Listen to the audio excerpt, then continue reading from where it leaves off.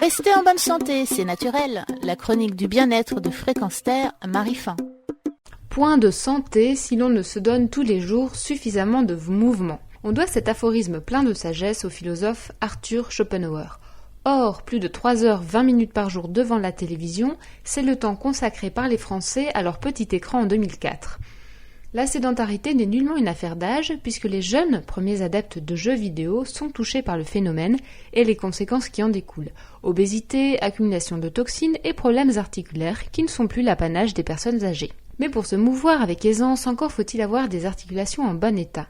De nombreuses plantes peuvent aider à prévenir ou soigner des troubles articulaires, comme l'arthrite, affections articulaires d'origine inflammatoire, rhumatismale ou infectieuse, mais aussi l'arthrose, dégénérescence du cartilage des articulations, sans infection ni inflammation particulière. Le traitement de base pour les deux pathologies est semblable. L'arpagophytum est indiqué, on la trouve en gélule, à prendre 2 à 3 fois par jour au moment des repas.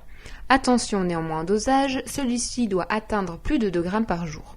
En tisane, il faut 10 g de racines dans 1 litre d'eau froide à faire bouillir 10 minutes, puis à laisser infuser 10 minutes la décoction, à prendre 3 fois par jour après les repas. La prêle et le bambou, tous deux riches en silice, ont une activité sur la synthèse du collagène bien appréciée des articulations.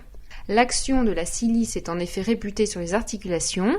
Elle stimule la synthèse du collagène contenu dans les tissus osseux conjonctifs et facilite la recalcification et la reconstruction du cartilage. Également reminéralisante, elle améliore l'élasticité et la souplesse des tendons. Elle est particulièrement préconisée pour les sportifs qui les sollicitent beaucoup. Les carences en silicium ayant tendance à s'accentuer avec l'âge, les cures de prêle peuvent donc grandement contribuer à pallier la dégénérescence des tissus.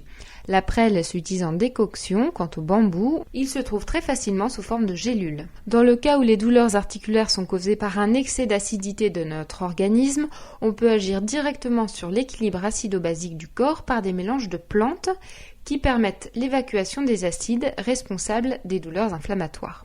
L'algue lithothame est également préconisée. Associée à la vitamine D, elle a une action reminéralisante pour les os. On la trouve également en gélule. Enfin, quoi de plus logique et agréable de surcroît qu'un bon massage sur les zones douloureuses à l'aide d'une huile articulaire. La plupart sont composées de plantes comme le camphre, le genévrier, l'eucalyptus, mais aussi de cyprès pour favoriser la circulation du sang.